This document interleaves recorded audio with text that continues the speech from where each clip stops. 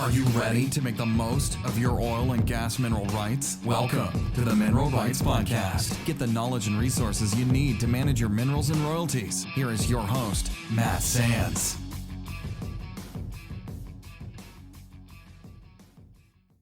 Hello and welcome to the Mineral Rights Podcast. I am your host, Matt Sands, and with me is Justin Williams. Hey, Justin. Good morning, Matt. Thanks for having me. Thanks for coming on the show. And many of you have been reading news stories of companies like Whiting Petroleum filing for bankruptcy recently. And when we're recording this, it's May 27th, 2020. And as many of you know, with the oil price in the $20 and $30 range, this is likely to be just the beginning in a wave of bankruptcies that are going to hit U.S. shale operators. And so what we're going to talk about today is what exactly is bankruptcy, what does it mean for royalty owners, and then some actionable steps you can take to protect your interests. Just a disclaimer before we get started. The information contained in this episode should not be construed as legal advice on any subject matter. All information and references in this episode are provided for general informational purposes only. And of course, you should not act or refrain from acting on the basis of any content included in this episode without seeking legal advice from counsel in your jurisdiction. You can download a free resource guide that I put together. Just go to mineralrightspodcast.com/bankruptcy, or you can go to the site and look for the show notes for episode 58. There you will find links to helpful articles on this subject, and also a checklist you can use to help in working with your attorney. Justin, why don't you go ahead and get started and talk a little bit about what exactly bankruptcy is? Let's do it. So what is bankruptcy? Bankruptcy is a complex legal process that companies or individuals go through that are unable to pay their outstanding debt. Bankruptcies are dealt with in federal court, and the different types of bankruptcies are referred to by the corresponding chapter in the U.S. Bankruptcy Code. There's two most common types in oil and gas, which is Chapter 11 and Chapter 7. Chapter 11 is commonly referred to as a reorganization. The Chapter 11 bankruptcy may allow the operator to continue business while they go through the process.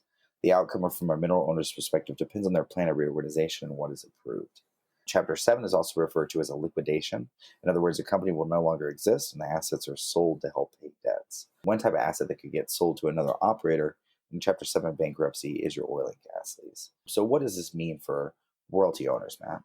Well, so like I said earlier, we're going to be very brief on the details since we are not attorneys and just talk about some of the things that have happened in the past. Of course, obviously, this is a very complex part of the law and really need to get with a qualified bankruptcy attorney to help you navigate this and to help make sure that you're doing stuff in the right time frame, because time is of the essence in many cases. And there's some really good articles that attorneys have written that we found on this subject in the show notes, and we'll link to those so you can read them and find some more detailed information. First thing I'll say, though, what I found is that it depends on the state to a certain extent.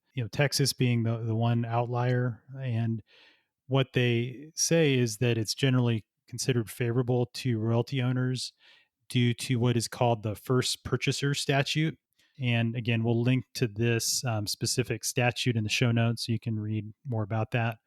But in general, what I'll say about bankruptcies is the operator, especially if it's a Chapter 11 and they are continuing to operate, they are more than likely going to want to continue to pay royalties, because if they don't, they could be at risk of losing leases. And like Justin mentioned earlier, one of the major assets that oil and gas operators have are oil and gas leases. And so given that it's one of the most valuable assets that they have, they'll want to keep those leases. And so they'll pay royalties after declaring bankruptcy in many cases, just so that they don't let those lapse.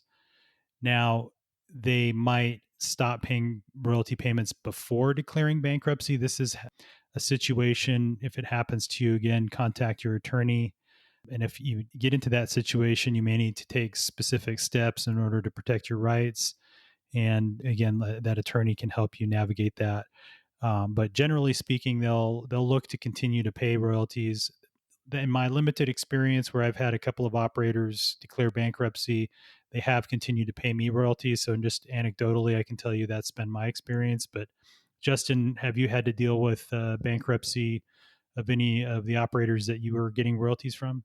I have, and just like you said, in my case, they continue to pay the royalties, and really the only noticeable difference from my end was the envelopes with stacks of papers that we were receiving about the bankruptcy and a notification about filing a claim if you needed to do so.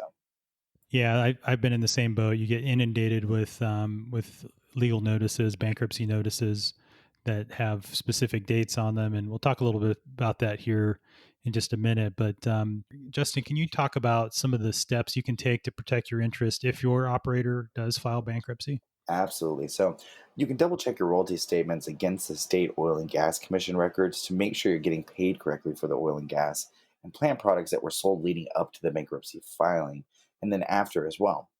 Bankruptcy can result in a stoppage of royalty payments, reduction of royalty payments, or full payments. It could be business as usual. This is why it's important to pay attention to your checks to have some reconcile them. Another thing to think about is who is paying you. Is the operator paying you directly, or is a third party oil and gas purchaser paying your royalties? If you get paid directly by the operator, then it is a more straightforward process if you stop getting paid royalties. A tricky situation can result if the operator outsources payment to a third party oil and gas purchaser. In other words, when you get paid, are the check stubs directly from an operator or from a common purchaser? Yeah, and I have a example of that. So there's a couple of wells that I have, and an example of what we mean when we say oil purchaser is Plains Marketing. So they're an oil marketer that will buy oil directly from the operator, sell it, and then they're the ones that reconcile the all the royalty payments and all of that. And so you get a royalty check from Plains, even though the operator isn't Plains. And so that's one example. That's not saying that Plains Marketing is in trouble in any by any stretch of the imagination. Just want to provide an example of what we mean when we say an oil purchaser. And like Justin said, if you get paid by a separate oil or gas marketer and they are the ones that go bankrupt, you may have difficulty going after the operator for non-payment of royalties, according to the some of the legal articles that I've read. I haven't run into that situation, but again, consult with an attorney if this happens to you, because you'll need some help there. Absolutely. Another thing is check your mail for bankruptcy notices. Usually, royalty owners will receive notice in the mail, as most companies will send the notice to all potential creditors, which includes the royalty owners. If you hear about your operator filing bankruptcy but didn't receive a notice, search federal bankruptcy filing notices and you should be able to find out more information, including information on deadlines for when you need to file a proof of claim or proof of royalties owed to you. The deadline to file the proof of claims are something to pay attention to. If the operator stops paying you royalties, keep track of any ongoing production from the State Oil and Gas Commission or from a service like Well Database to understand how much you might be owed. Contact your attorney to get advice as to what type of documentation to collect and submit to secure your claim. Yeah, and some of the types of documents that you should consider having readily available for your attorney. They're going to request this. The less work that they have to do in preparing, and requesting information from you will result in, lower expense. So, and these are things you should have on hand anyway. It's things like your copies of your oil and gas lease, copies of any division orders with that operator or with any operator really that you receive royalties from, copies of your latest check stubs that show you as the owner, copies of any oil and gas commission production data for any wells that you're owed royalties on. And this is in the situation that Justin mentioned. If you stop receiving royalties but the well is still producing, that's where you'd want to keep track of that. And then a follow up to that is actually another thing you can do is perform a calculation on the potential royalty income that you have not been paid. And I posted a YouTube video on how to estimate your gross royalty checks for future royalties. But you can follow the same process that I went through there and just look at the historical production for the months that you were missing royalty payments for.